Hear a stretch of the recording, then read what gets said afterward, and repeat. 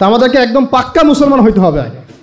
মানে আমাদের সামনে আছে আল কোরআন, আমাদের সামনে আছে নবীর সুন্নাহ, আমাদের সামনে আছে রাসূলুল্লাহ সাল্লাল্লাহু আলাইহি ওয়াসাল্লামের সিরাত এবং সাহাবীদের উসওয়া এবং মানহাজ।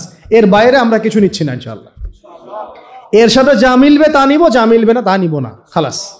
এর সাথে যা মিলবে তা নিব, যা মিলবে না নিব তো নাই, ছুঁড়ে ডাস্টবিনে ফেলে দিব।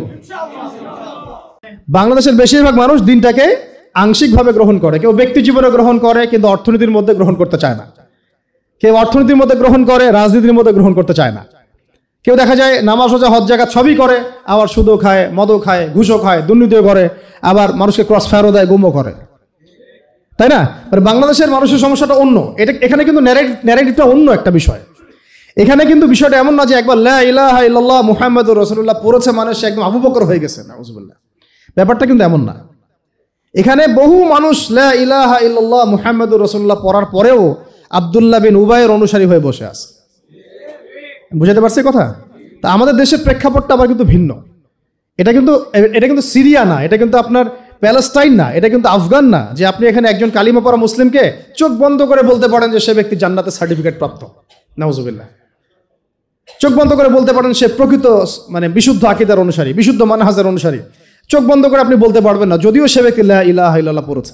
বাংলাদেশের সমস্যাটা ডিফারেন্ট, কারণ এখানে দর্শনগত আদর্শগত কিছু প্রবলেম আছে। তার মধ্যে একটা প্রবলেম হচ্ছে সেকুলারিজম। বহু মুসলমান কালিমা পড়েও সেকুলার হয়ে বসে আছে। অনেকে মুসলিম নাম হয়ে সাতেম হয়ে বসে আছে, অনেকে মুসলিম নামধারী তারা দেখা যায় সুদখোর হয়ে বসে আছে, অনেকে মুসলিম নামধারী তাগুত হয়ে বসে আছে। কে বসে আছে? তাগুত হয়ে বসে আছে। বহু মুসলিম নামধারী কখন যে মুরতাদ হয়ে গেছে নিজেই জানে না, কখন যে মুরতাদ হয়ে গেছে সে নিজেই জানে না। তো বাংলাদেশের এই ন্যারেটিভের সমস্যাটা কিন্তু অন্যরকম। এখানে আপনি কালিমা পড়া কোনো মুসলমানকে চোখ বন্ধ করে বলতে পারতেছেন না যে একেবারে পাক্কা মুসলমান। তাই এখানে আমাদের দাওয়াতটাকে আবার অন্যভাবে পেশ করতে হবে, যে এখানে লা ইলাহা ইল্লাল্লাহ মুহাম্মাদুর রাসূলুল্লাহ এর পরিপূর্ণ এবং বিশুদ্ধ দাওয়াতটাকে আরও বেশি বেগবান করতে হবে। এরপরে সমাজ আলাদা হয়ে যাবে কাফেরদের শিবিরে, মুনাফিকদের শিবিরে, মুসলিমদের শিবিরে। তখন আপনি যে তাওহীদপন্থী খাঁটি মানুষদেরকে পাবেন, এরাই ইনশাআল্লাহ সেই ব্যক্তি যাদের দ্বারা আল্লাহ পাক আল্লাহর জমিনে দিন কায়েম করাবেন ইনশাআল্লাহ। বুঝতে পারছি কথা কি? এখানে কিন্তু একটু ডিফারেন্ট একটা ইস্যু আছে, এটা অনেকে আমরা বুঝি না। আমরা মনে করি যে ওই ভাই তো নামাজ পড়ে, সমস্যা কোথায়? ওই ভাই তো দেখি আমার সাথে মিছিল করলো, সমস্যা কোথায়? সমস্যা অন্য জায়গায়। সমস্যা হচ্ছে আকীদাগত সমস্যা, মানহাজগত সমস্যা এবং দিন কায়েমের পদ্ধতি নিয়ে সমস্যা। সমস্যা হচ্ছে ইসলামকে পূর্ণাঙ্গ হিসেবে সে গ্রহণ করছে নাকি আংশিক হিসেবে গ্রহণ করে, এটা নিয়ে সমস্যা।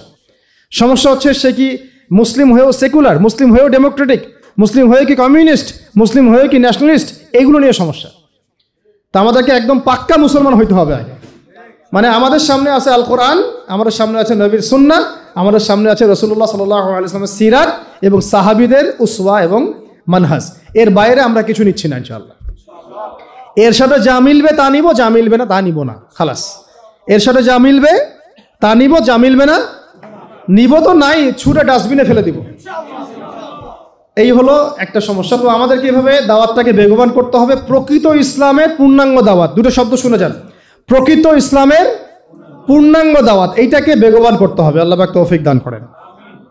এবং ইনশাআল্লাহ এই দাওয়াত যখন বেগবান হবে তখন বহু হামজা এবং ওমর ইসলামে দীক্ষিত তো হবেই, পাশাপাশি সাহাবীদের মতো আমাদের উপর নির্যাতন নিপীড়নও আসবে।